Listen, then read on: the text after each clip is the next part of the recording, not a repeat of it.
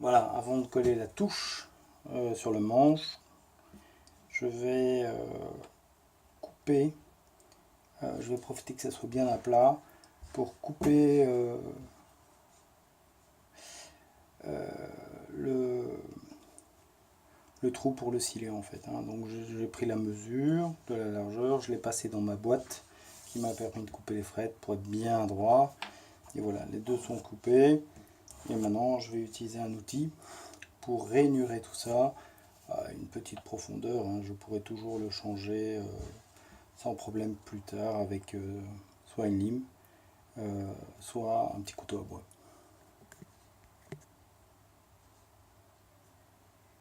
Alors, pour faire le petit canal pour le stylet, j'utilise cet outil là avec une petite petit brouteur que je cale entre deux bois, et je vais donc passer ça ici et ça ira droit, ça suivra le canal créé par les deux bois. Voilà, on va le faire. Voilà, donc l'opération a été réalisée et maintenant on va très bien en plein milieu. Voilà, donc là c'était la dernière étape avant de pouvoir coller la touche sur le manche. Voilà. Voilà le montage que j'exécute pour bien placer la touche sur le manche. Donc je prends un équerre, un rapporteur que je positionne au milieu du manche. Je viens poser la touche, le milieu de la touche. Là, je le bloque avec un serre-joint et après je viens bien placer l'arrière. Voilà, le manche est parfaitement, la touche est parfaitement placée sur le manche. Il ne serait plus qu'à le coller. Avant, je ne montrais pas parce que c'est pas très intéressant, mais je vais mettre du silicone aux deux extrémités du truss rod pour que celle-là ne bouge pas et ne fasse pas de bruit. Et voilà, la touche sera collée sur le manche. Donc voilà, le manche est bien placé. Maintenant, ce qu'on va faire, c'est qu'on va le stabiliser grâce à des petits bois qu'on va planter au niveau des frettes. Ça sera visible une fois qu'on aura collé. On passera avec une scie et on enlèvera tout ça. L'avantage de ce système-là, c'est que le manche est en place, on ne bouge pas la place. Donc voilà, je vais faire deux trous, un trou là, afin de planter ces choses-là. Voilà, je le fais de suite. Voilà, donc les deux trous sont faits. Le premier trou est ici et le deuxième ici. Donc maintenant, on sait enfoncer les deux bâtonnets. Voilà. Et voilà. Donc maintenant, ce qu'on va faire, c'est qu'on va en démancher. Voilà, les deux trous sont faits. J'ai passé les bâtonnets à l'intérieur du manche.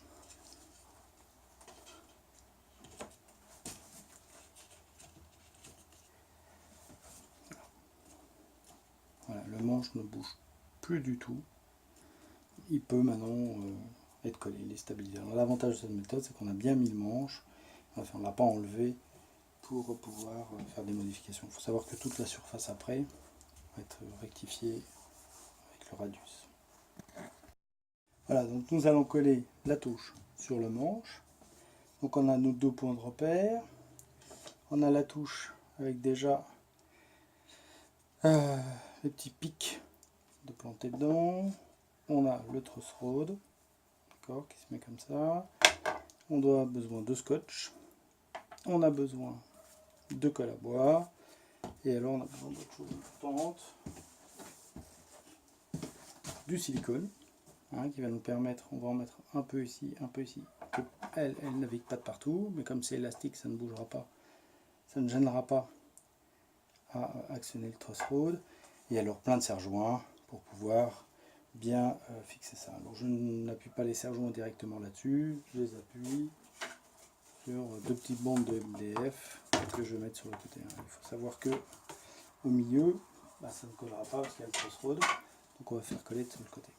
Voilà, mais on va commencer par mettre le silicone.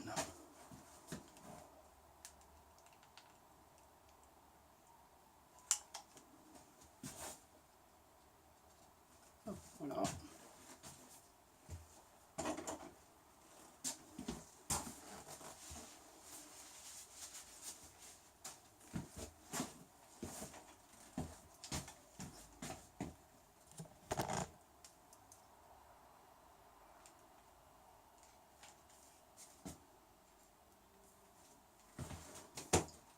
Ça suffira, pas besoin d'en mettre 3 tonnes non plus.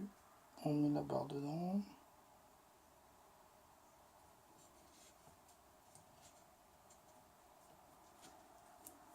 Voilà, parfait.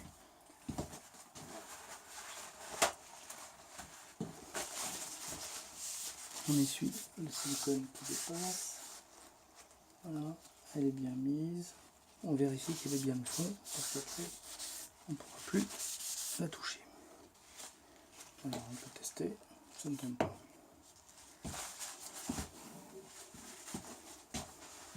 Maintenant, il ne faut pas mettre de la colle au niveau du trousseau, sinon il ne pourra pas agir. Donc moi en fait je mets du scotch par-dessus.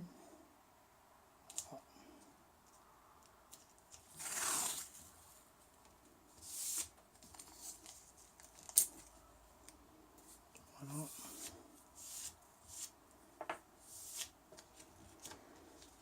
Voilà, je vais un peu enlever ça.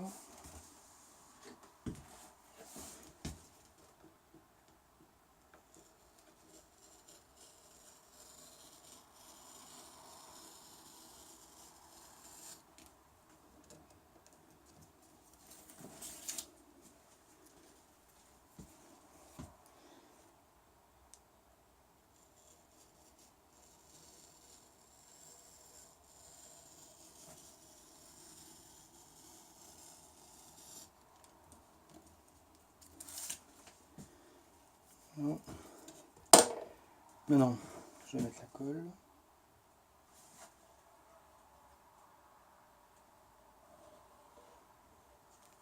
Donc je vais bien l'étaler. Comme il y a le scotch, vous pouvez l'étaler partout.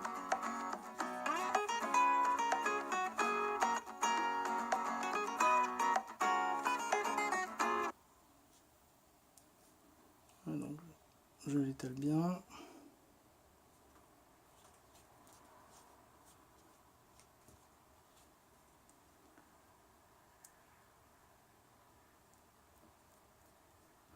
Je vais jusqu'au trait que j'avais monté.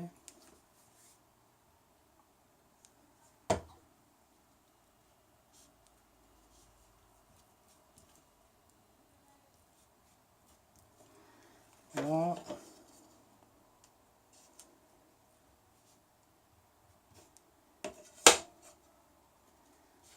Il faut faire attention au niveau du trou.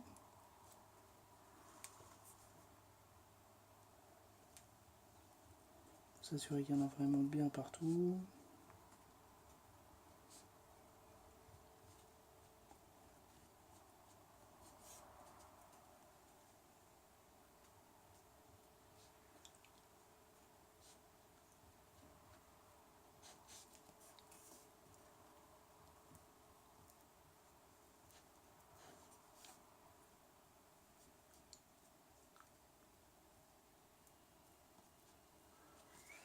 Voilà.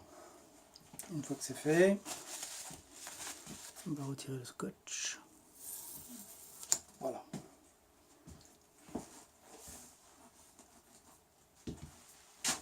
Et on peut voir qu'il n'y en a pas au milieu. Donc on identifie les deux plots. Je vais juste en rajouter un peu ici sur le côté.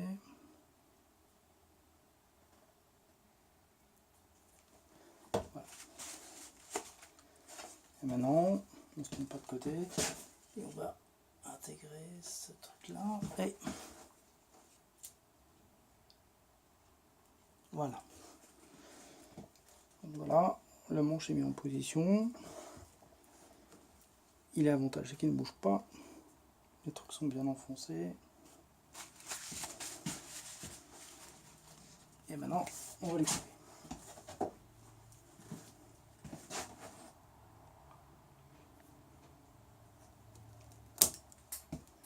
Voilà. Le deuxième. Voilà. Et donc ça dépasse encore un peu. Donc on va... Voilà.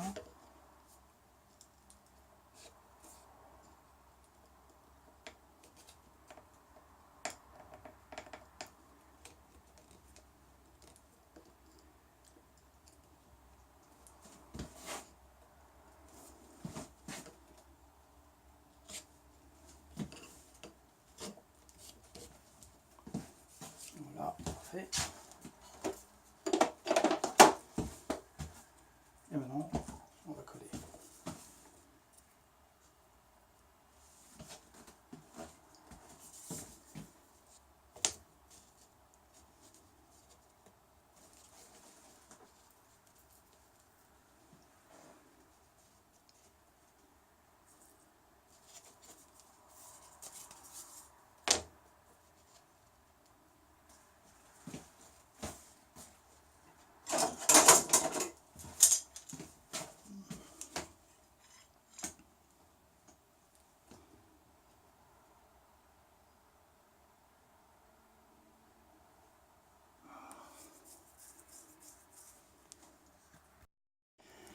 Voilà, bah, j'ai mis des serre-joints pour être sûr que la touche ne bouge pas et ça colle bien. Bah, voilà.